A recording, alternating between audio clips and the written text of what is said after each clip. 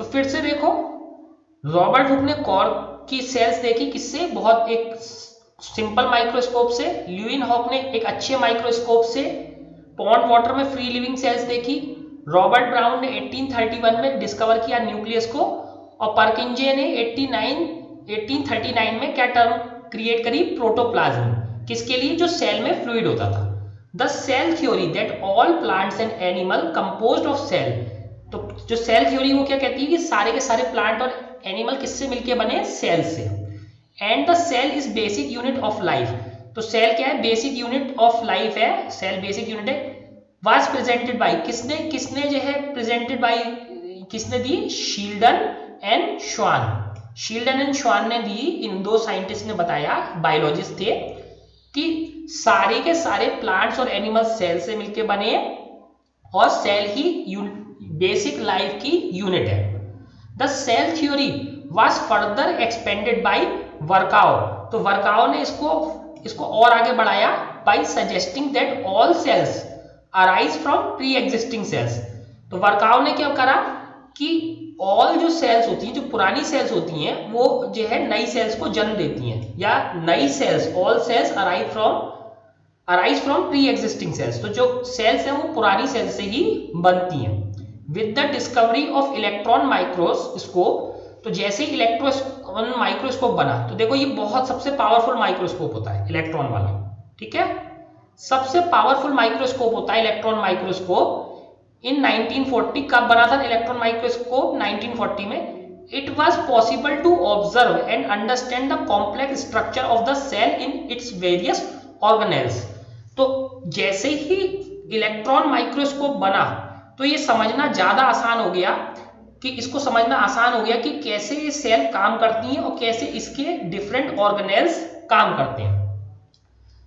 अभी आप लोगों ने एटम्स पढ़े थे, एटम्स को देखने के लिए भी हम इलेक्ट्रॉन माइक्रोस्कोप का ही यूज करते हैं, इलेक्ट्रॉन माइक्रोस्कोप, क्योंकि यही सबसे पावरफुल माइक्रोस्कोप है जिससे हम इलेक्ट्रॉन्स को देख सकते हैं।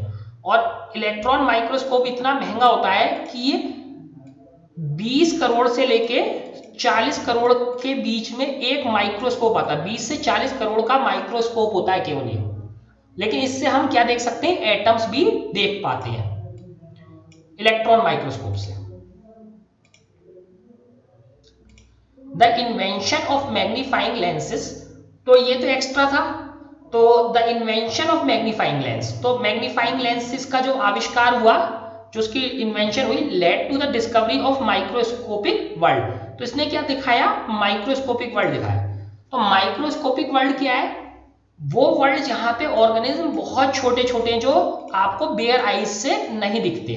तो माइक्रो ऑर्गेनिज्म वाला चैप्टर था ना हमारे 8th में, तो वो सारे माइक्रो ऑर्गेनिज्म बेयर आइज से नहीं दिखती, नेकेड आइज से नहीं दिखते। तो उसे हम किससे देखते हैं, या तो लेंसेज से या माइक्रोस्कोप से, तो उसे क्या बोलते हैं, माइक्रोस्कोपिक वर्ल्ड। तो ये कब पॉसिबल हो पाया, जब मैग्नीफाइंग लेंस का इन्वेंशन हो गया। It is now known that a single cell may constitute a whole organism as in amoeba. तो आज की डेट में तो हमें पता है कि एक सिंगल सेल में भी पूरा ऑर्गेनिज्म हो सकता है, जैसे कि अमीबा। हम लोग अभी बात ही कर रहे थे कि सिंगल सेल ऑर्गेनिज्म क्या है, अमीबा है, पैरामीशियम है। तो सिंगल सेल ऑर्गेनिज्म क्या है, होल ऑर्गेनिज्म, अमीबा। और इसके बाद क्या है, और क्या है, क्लेमेडीमोनास, ठीक है, क्लेमेडीमोनास, पैरामीशियम और बैक्टीरिया। ये सिंगल सेल होते हैं बट कंप्लीट ऑर्गेनिज्म है, पूरे कंप्लीट ऑर्गेनिज्म है। पैरामीशियम, बैक्टीरिया, क्लेमेडीमोनास, तो ये सारे के सारे जो है कंप्लीट ऑर्गेनिज्म है। These organism are called unicellular, तो इन्हें क्या बोलते हैं, यूनिसेल्युलर। यूनि क्यों, क्योंकि एक है, यूनि मतलब एक, सिंगल सेल, तो यूनि मीन्स सिंगल, तो ये सिंगल सेल से बनते, तो इन्हें क्या बोलते हैं, unicellular organism. On the other hand, many cells group together in a single body and assume different functions. तो ये तो सिंगल सेल वाले हो गए, यूनिसेल्युलर। अब इसके अलावा देखते हैं, ऑन द अदर हैंड, यानी दूसरी तरफ, मैनी सेल्स ग्रुप टुगेदर, तो बहुत सारी सेल्स क्या होती हैं, ग्रुप कर लेती हैं इन अ सिंगल बॉडी में, एंड अज्यूम डिफरेंट फंक्शंस, तो डिफरेंट तरह के काम करने लगती हैं in it to form various body parts, तो डिफरेंट बॉडी पार्ट्स बनाती हैं और डिफरेंट टाइप के काम करने लगती हैं। किसमें? मल्टी सेल्यूलर ऑर्गेनिज्म में। मल्टी माने मैनी और सेल्यूलर जिसमें बहुत सारी सेल्स हो। तो दो टाइप के ऑर्गेनिज्म है, मल्टी सेल्यूलर और यूनिसेल्यूलर ऑर्गेनिज्म। अब देखो क्या है, अब मल्टी सेल्यूलर ऑर्गेनिज्म के एग्जाम्पल क्या है? Fungi, plants and animals. तो ये किसके एग्जाम्पल है? मल्टी सेल्यूलर एनिमल्स के, और सॉरी ऑर्गेनिज्म के। Fungi, plants and animals. Can we find out the names of some more unicellular organism? क्या आप लोग इसके और नाम ढूंढ सकते हो यूनिसेल्यूलर ऑर्गेनिज्म के? ठीक है, अब देखते हैं। Every multi cellular organism has come from a single cell. तो हमेशा ध्यान रखना, चाहे वो ऑर्गेनिज्म मल्टी सेल्यूलर हो, वो किससे आता है? हमेशा सिंगल सेल से। हाउ? कैसे? Cells divide to produce cells of their own kind. तो एक सेल डिवाइड होती है और क्या करती है? अपने जैसी ही सेल बना देती है। ऑल सेल्स दस come from pre existing cells. तो अभी हमने पढ़ा था, तो जो है अभी हमने पढ़ा था ना कि जिसने जो थ्योरी, वर्काउ ने थ्योरी को एक्सटेंड किया था कि पुरानी सेल ही नई सेल को जो है जन्म देती हैं। तो सेम वही बात है। तो क्या होता है, एक सेल है, सेल डिवाइड हुई तो सेल डिवाइड होकर कितनी सेल बना दी? दो सेल डिवाइड हुई तो उसने 4 सेल बना दी, 4 सेल डिवाइड हुई तो उन्होंने 8 सेल बना दी। तो ऐसे करके सारे मल्टी सेल्यूलर ऑर्गेनिज्म हमेशा सिंगल सेल से ही आते हैं, वो डिवाइड होती चली जाती है और मल्टी सेल्यूलर ऑर्गेनिज्म बन जाता है। तो इस तरीके से क्या होता है कि सारी की सारी ऑल सेल्स दस come from pre existing cells. तो सारी नई सेल्स हमेशा पुरानी सेल से ही आती हैं। अब देखते हैं ये वाली एक्टिविटी